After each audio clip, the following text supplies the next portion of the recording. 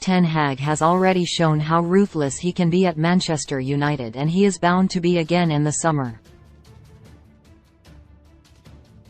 Whether it's been taking captain Harry Maguire out of the side after 2 games, refusing to yield to Cristiano Ronaldo, or sending Jadon Sancho on hiatus for weeks until he is completely ready to play, the new United boss has shown bravery in making tough decisions and the will to follow them through. Nearly every single decision has paid off massively and only further ingratiated Ten Hag to supporters. But more critical choices and tough tests are to come.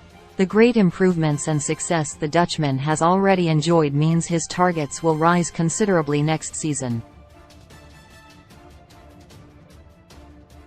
A return to the top 4 and maybe an end to the trophy drought was the best United fans hoped for last summer, and that's on course to be surpassed with the style of Dick Fosbury. With 1 trophy already in the bag, 2 more certainly possible, and a return to the Champions League nearly locked in, Ten Hag has massively overachieved in his first season, and that has created a great deal of optimism. But with optimism comes inflated expectations, and United will be expected to launch a serious Premier League title challenge next season. United have flirted with the title race at points this year, but it's a level beyond them at present. It took Arsenal over 3 years of patient and often turbulent building under Mikel Arteta to be in their position, so there is no shame in that. But it's clear United's squad isn't good enough as a whole to make a serious challenge for the top prize.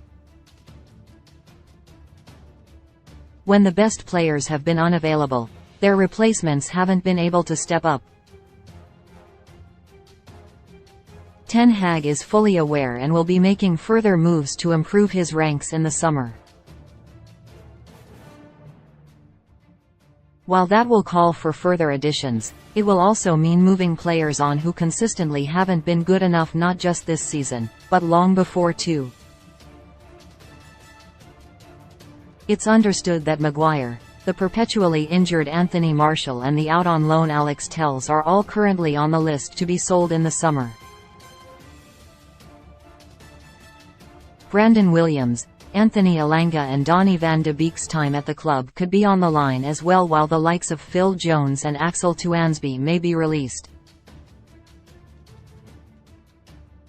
It's looking like a big clear-out is on the horizon. Yet, one player who has seen relatively little speculation surrounding his future is Scott McTominay. The midfielder has only started 1 match in the Premier League since the 6-3 defeat by City in early October, and only has 5 additional starts in cup competitions, 2 of which he was taken off at half-time in. That one league start came when Casemiro was suspended and United lost to Arsenal. Panic was struck into the hearts of supporters when it became apparent the Brazilian linchpin would miss the huge game against the Gunners because the drop in quality when he is out of the side is stark. On average, United lose 1 in 10 games with Casemiro inside, compared to 1 in 4 when he's out.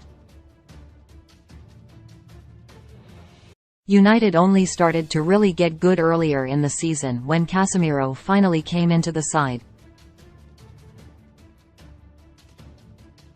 The dominance he provides in midfield, both on the ball with his great range of passing and off the ball with positioning and decisive tackling, just can't be replicated by anyone else. McTominay has his uses thanks to his great energy and aggression, but those qualities don't count for much when there is little technical proficiency to go with them. Especially when Ten Hag's side is built upon skill and intelligence. While a capable player at a high level, the bar is rising at United and McTominay isn't keeping pace. He is a player no longer needed in the direction the club is going. Yet, there is still time to prove that isn't the case. The last time McTominay started in the league was due to Casemiro being unavailable, and it might be a positive thing for him on a personal level that the veteran is now out for the next 4 domestic games. With Christian Eriksen also sidelined and Marcel Sabitzer dealing with an injury, it leaves only McTominay to come in against Fulham before the international break. Then there will be 3 league games once club football resumes for McTominay to prove himself as well. If he can show he has learned enough from Ten Hag's teachings this season and is able to be useful in his side, then he might just be able to stave off the culling blade in the summer.